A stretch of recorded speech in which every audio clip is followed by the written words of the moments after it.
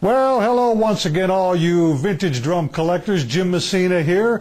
Say, as you know, a lot of times I like to present segments about unusual finishes. And these drums right here, well, they certainly fit the bill.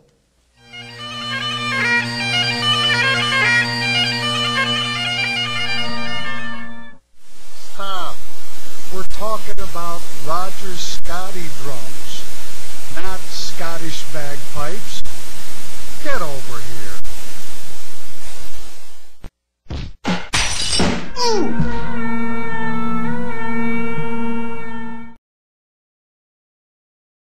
Well, I don't think he's going to be playing in tune much anymore. You know, I never really did like Scottish bagpipe music. It kind of gets on my nerves, especially when it's played out of tune. But anyways, back to the drums. Look, I've got a couple of Rogers drums here from the 50s that are very rare because of their finish. It's called the Scottie finish, or Scotch plaid. Very unusual and a very fragile finish. In fact, let me step over here and show you what I've got here. This is the snare drum, and basically it's a banner model from all I can tell, because I've got another snare very similar to this. It has the same single tension.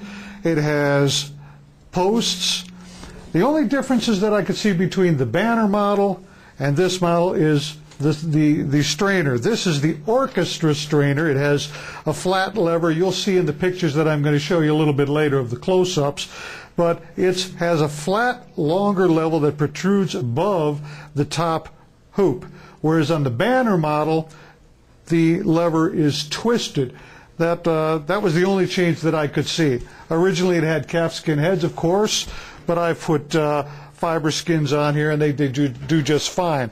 Now the problem with Scotty drums is that they didn't really use purlin to cover them. The wrap was not made of any kind of cellulose-based purlin. It was a very fragile wrap that was only around for a few years, and as you can see, the examples that I have here have some damage to the wrap, and I haven't been able to fix them. Been thinking left and right, how do I do this?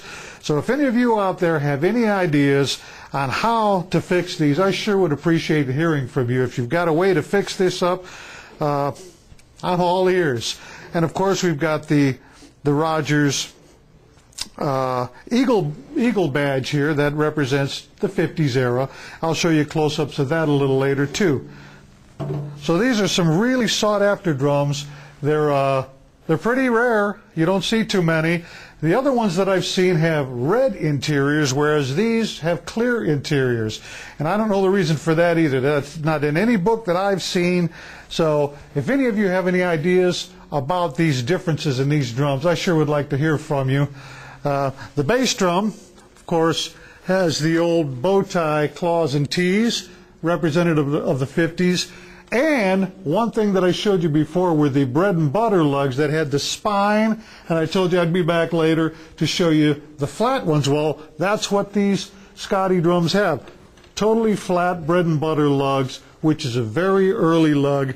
So also on the inlays, collectors will accept silver sparkle, whereas actually they used to also use glass glitter.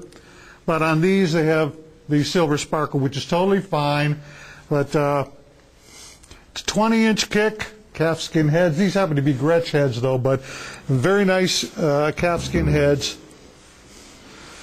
Hard to find these days, and if you want to replace calfskin heads, it's going to be pretty expensive. But let's take a look at these drums up close so that you can see some of those differences that I was talking about, the damage on these, and you can see just how fragile this finish is. It's almost like recording tape. You know how recording tapes gets very brittle and it'll just crumble away? Well, that's what happens to this finish, like no other finish you've ever seen before.